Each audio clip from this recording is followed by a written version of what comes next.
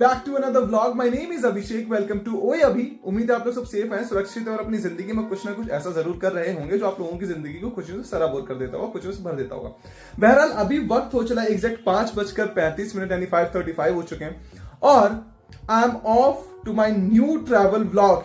Yes guys, और अभी इस व्लॉग में आप लोगों को देखने वाली हैं ऐसी जगहें जो इस वक्त हॉट फेवरेट हैं और मेरा बहुत टाइम से मन था इन जगहों को कवर करने का।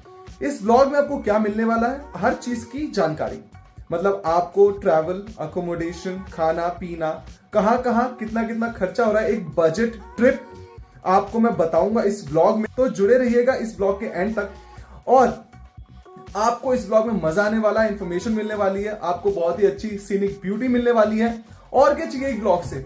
तो चलिए फटाक से शुरू करते हैं, ज्यादा वक्त नहीं लूंगा। कहां जा रहा हूं पता ही चल जाएगा। 5:30 हो चुके हैं, मुझे निकलना था 4 बजे के आसपास, but that's okay, this is me, this is how I am always late, but no problem. Let's go, stay tuned.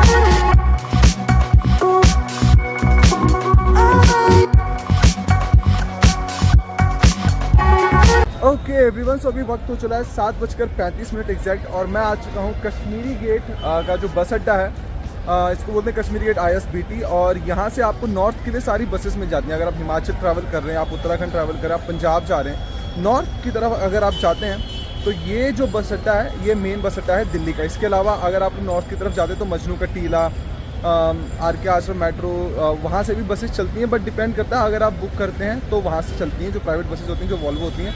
अगर आप नॉर्मली एक बस अड्डा आना चाहते हैं तो वो ये बस अड्डा है और मैं बिल्कुल टाइम पर हूँ। तो यहाँ से मुझे शायद मनाली के लिए बस मिलेगी पहले, तो मैं मनाली जाऊँगा। हालांकि डेस्टिनेशन मेरी सिसु जाना है, उसके लिए मुझे पहले मनाली जाना पड़ सकता है। बहरहाल मैं ट्राई करूँगा कि डायरेक्ट सिसु की, मेरे पास सिसु की डायरेक्ट बसेस नहीं अवेलेबल होंगी, वहाँ से आपको मनाली से शायद कैब चलती हैं। तो सबसे पहले आपको मैं यहाँ से बताता हूँ कहाँ के लिए बस मिलने वाली है और हम आगे ट्रैवल करते हैं। मैं ऑन टाइम हूँ और बाकी की बातें आगे करते हैं।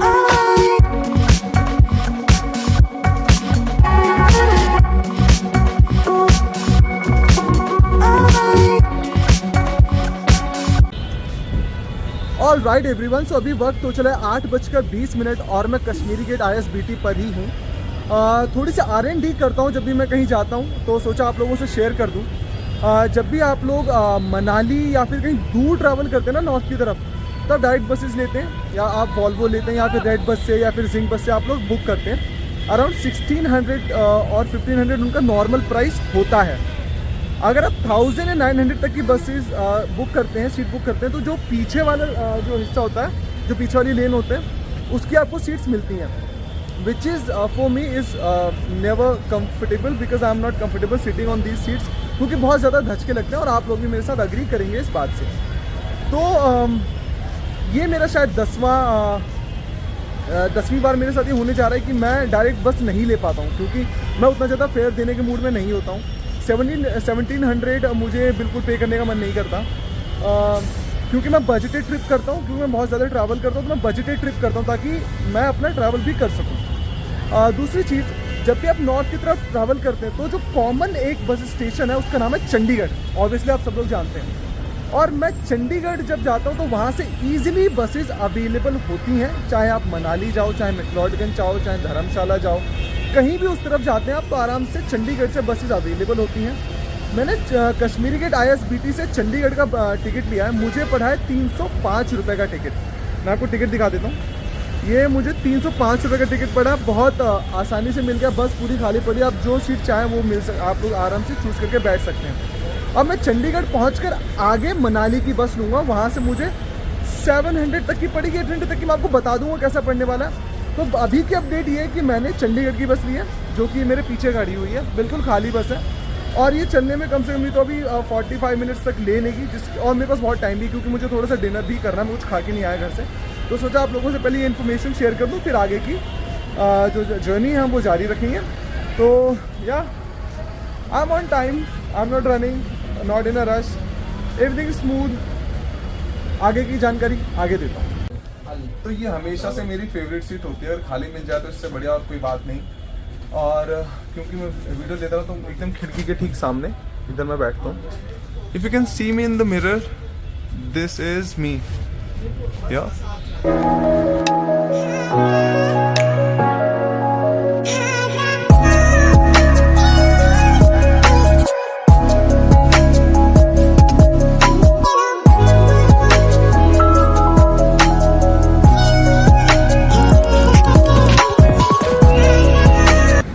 ओके एवरीवन, अभी वक्त हो चला है 11:35 और मैं ठीक उसी बस अड्डे पर आ गया हूँ जहाँ पर हरियाणा रोडवेज़ की हर बस रुकती है। इसका नाम है करनाल का बस अड्डा। और इस करनाल के बस अड्डे की खास बात यह है कि मैं यहाँ पर अमूमन आता ही रहता हूँ। इस बस अड्डे पर ये बस रुकती है और इससे खास मेमोरी ये जुड़ी हुई है कि यहाँ पर एक बार जो बस है वो मूव हो गई थी और मैं अंदर खाना ही खाता रह गया था। मेरा सारा सामान, मतलब 2 सूटकेस थे, सारा सामान बस में चला गया था। और जैसे तैसे करके मैंने लोगों को फ़ोन वोन करवाया यहीं से, और बस चंडीगढ़ जाके रुकी थी। और चंडीगढ़ जाके मुझे जो है मेरा सामान मिला था। मतलब इतना ज़्यादा पैनिक कर गया था, बहुत मेरा कीमती सामान था भाई उस टाइम पर। तो इस बस अड्डे की खास बात यही है। बाकी सर्दी बहुत ज़्यादा है। आप लोग अगर रात में ट्रैवल करें तो कपड़े पहन कर आइए जब भी नॉर्थ की तरफ जा रहे हैं। सर्दी का मौसम, ऑब्वियसली सर्दी ज़्यादा रहेगी। तो यहाँ पर खाना इतना कुछ खास मिलता है नहीं। मतलब मैंने एक बार खाया था, मुझे स्वाद नहीं लगा था, तो उस दिन के बाद मैंने खाना यहाँ पर खाया नहीं है। आप थोड़े बहुत स्नैक्स ले सकते हैं। यहाँ पर ब्रेड पकौड़े मिल जाते हैं, 40 रुपये का ब्रेड पकौड़ा मिल जाता है, 20 की चाय मिल जाती है। बाकी यहाँ के बाद अब आगे का सफ़र शुरू होगा और यहाँ से बस सीधा चंडीगढ़ ही रुकेगी। चंडीगढ़ जाकर हम आगे की जो जर्नी है वो फिर से कंटिन्यू करेंगे। अब एक दिक्कत ये हो गई कि ईयरबड भूल गया हूँ घर पे।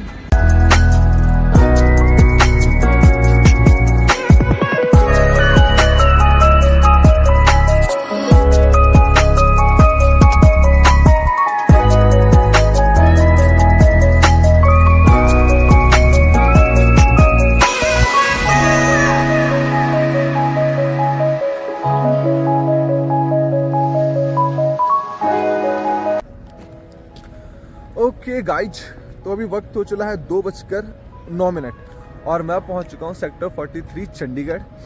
जब आप दिल्ली से चंडीगढ़ आते हैं तो 2 बस स्टेशन है, बस स्टॉप्स हैं, बस अड्डा है। एक सेक्टर 17 और एक सेक्टर 43। जो नॉर्मल दिल्ली से जो गाड़ियां आती हैं, जो बसेज आती हैं, वो सेक्टर 43 के बस स्टैंड ही आती हैं। और वो आप जो मेरे पीछे देख रहे हैं वो ये है, काफ़ी बड़ा बस अड्डा है। और यहाँ से आपको नॉर्मली उत्तर की तरफ, नॉर्थ की तरफ जाने वाली बसेज आसानी से मिल जाती हैं। यहाँ से भी आपको वॉल्वो और नॉर्मल दोनों तरह की बसेस मिलती हैं। वॉल्वो का किराया ऑब्वियसली ज़्यादा होता है। यहाँ से मैंने पता करा तो नॉर्मल वही 1200 1100, बार्गेन करने पर आपको 900 1000 तक की मिल जाती है टिकट, अगर आप अच्छे से बार्गेन कर लेते हैं। अगर आप नॉर्मल बसेस का किराया पूछे तो वो 650 के आसपास रहता है यहाँ से किराया। मनाली तक जाने का, चंडीगढ़ से मनाली जाने का किराया जो है वो 650 का होता है।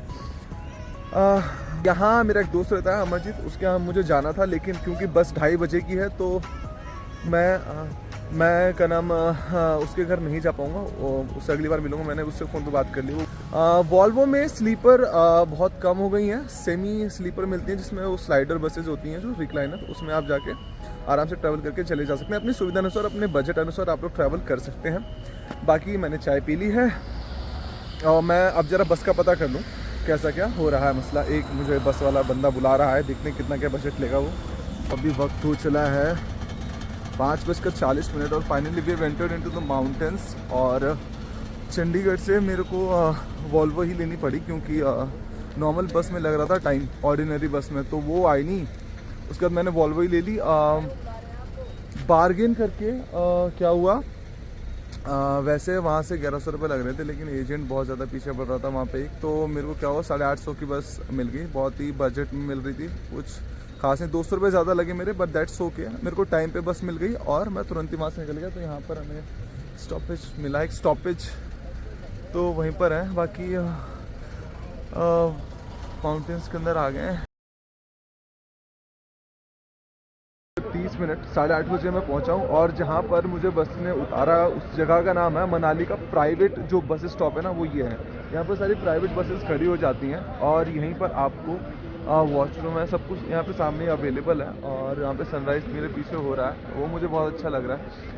तो मैंने कोई होटल भी बुक नहीं करा है, हालांकि यहाँ पर बहुत सारे ऑप्शंस अवेलेबल, आप आके चेकआउट कर सकते हैं। लेकिन जैसे आप यहाँ पे उतरते हैं ना, तो यहाँ पर जो आसपास के जो ड्राइवर्स हैं या फिर होटल्स के जो एजेंट्स हैं वो अवेलेबल रहते हैं, आपको सस्ते में बहुत काफ़ी होटल दे देंगे। मैं अभी ऑप्शंस एक्सप्लोर कर रहा हूँ, आप अपने ऐप्स भी चेक कर सकते हैं। उसके अलावा आप यहाँ पर लोगों से बात करके भी अपने होटल्स बुक कर सकते हैं। बाकी एक बार मैं पहले चेक इन करूँगा होटल, थोड़ा आराम करूँगा। पूरी रात ट्रैवल करा तो थक गया हूँ, अभी तो मैं ऐसा नहीं कि सीधा जाके घूमने लग जाऊँ, थोड़ा आराम करने के बाद ही आगे निकलूँगा। तो पहले मैं अपना होटल बुक कर लूँ, होटल ले लूँ, उसके बाद मैं आगे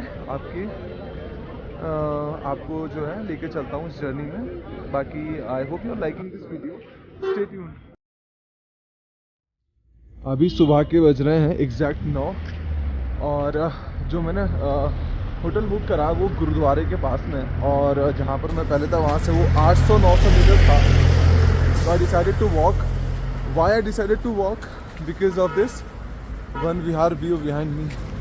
ये जो आप देख रहे हैं ना, ये वन विहार है सारा, और इसके बीच में से किस तरह से धूप छन के आ रही है, ये बहुत ही प्यारा लग रहा है। ये देखिए, ये बहुत ही प्यारा लग रहा है पूरा रास्ता इस तरह से।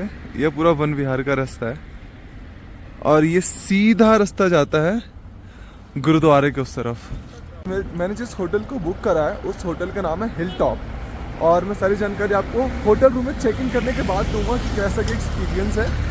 फिलहाल you should enjoy this Van Vihar view behind me. I am not able to even speak because of this ठंड, because my body so sensitive और मेरे से ठंड सहन नहीं होती। I am wearing layers also but still I am shivering, but that's okay. Still I love to be in mountains. So Van Vihar, तो ये वन विहार वाला रास्ता जिससे मैं आ रहा था, अभी आगे आएंगे तो चौराहा पड़ जाता छोटा सा।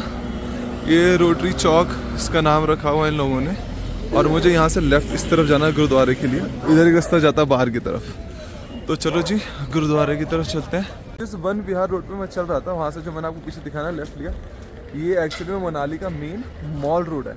ये जो आप मेरे पीछे पूरा देख रहे हैं ना, ये पूरा मेन मॉल रोड है। वाकई में थोड़ा सा अच्छा लग रहा है ये रोड।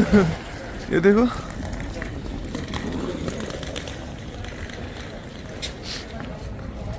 और जहाँ से मैंने लेफ्ट लिया था जो रोटरी चौक था ना, उसको याक चौक बोलते हैं। उसको याक चौक इसलिए बोलते हैं क्योंकि वहाँ पर एक होटल याक है, तो उसकी वजह से उसको याक चौक नाम दिया गया है। और वहीं से लेफ्ट लेकर ये पूरा जो है मॉल रोड शुरू हो जाता है।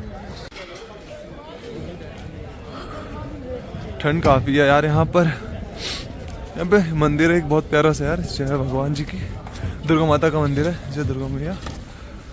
और ये सारे यहाँ पर आपको होटल्स और रेस्टोरेंट्स, काफ़ी अच्छा मॉल रोड है यार ये तो। 9:30 हो गए, मैं सबसे पहले थोड़ा सा ब्रेकफास्ट कर लूँ। तो ब्रेकफास्ट में मेरे पास आ गया यहाँ पर ये पनीर पराठा मैंने ऑर्डर करा है। यहाँ पर अलग तरीके का पराठा बना है, थोड़ा सा तंदूरी पराठा, इसके अंदर पनीर ठीक है अच्छी मात्रा में। और इसके अलावा मैंने ऑर्डर कर दिया छोले भटूरे। तो छोले भटूरे आएंगे, मैं छोले भटूरे बताऊँगा। इसका जो इन्होंने प्राइस बताया वो 100 है, और जो छोला भटूरा है वो इनका 120 रुपीज़ का है। तो वो भी जब आएगा तब मैं आपको दिखाऊंगा। ये साथ में पिकल मिला है। यहाँ पर आ गए हैं छोले भटूरे, वही मेरा पराठा चल रहा है।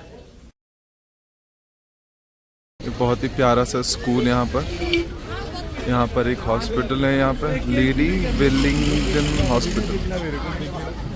ये गुरुद्वारे की तरफ जाने का पूरा रास्ता है, और ये रास्ता जैसे ही वहाँ पर हमने मॉल रोड से लेफ्ट लिया, इस तरफ ये गुरुद्वारे का रास्ता है। जो मैंने होटल बुक करा वो होटल ये होटल हिल टॉप है, जो आप देख रहे हैं ना, ये होटल हिल टॉप है। तो चलिए देखते हैं कैसा अंदर से रूम होने वाला है इसका। तो a quick room tour, 102 is my room and here we enter into our room. I'll tell you the specialty and what I liked about this room the most. So this is going to be normal cupboards. If you want to put something inside here, you can do that. Then we have here attached washroom, which is really nice. I like the washroom. It's clean. First of all, it's clean. It's not wet. It's clean. Everything is in place. That's really nice. So geyser is there. Everything is fine. Yeah. Washroom is okay.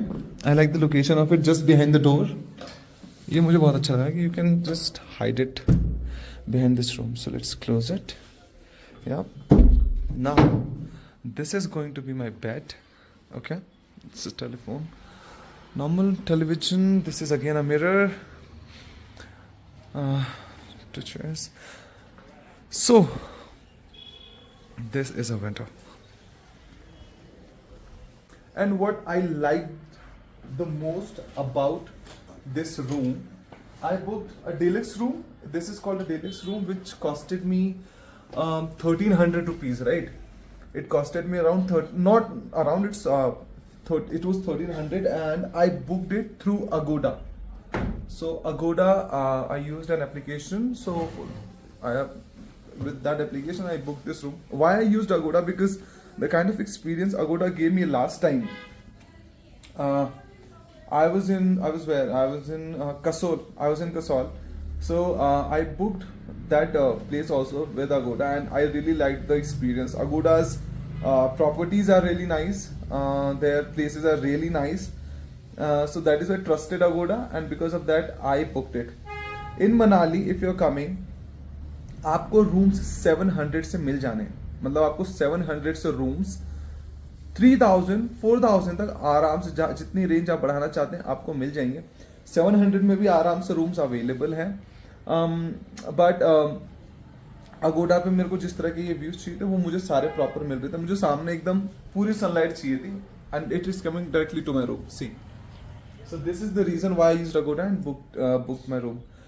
So yeah, let's now I'll take a cup of tea, and after that I'll take some rest. I'm tired now because I've traveled the entire night. I look at you and it's easy to see you are that someone I've been trying to meet. I got your number.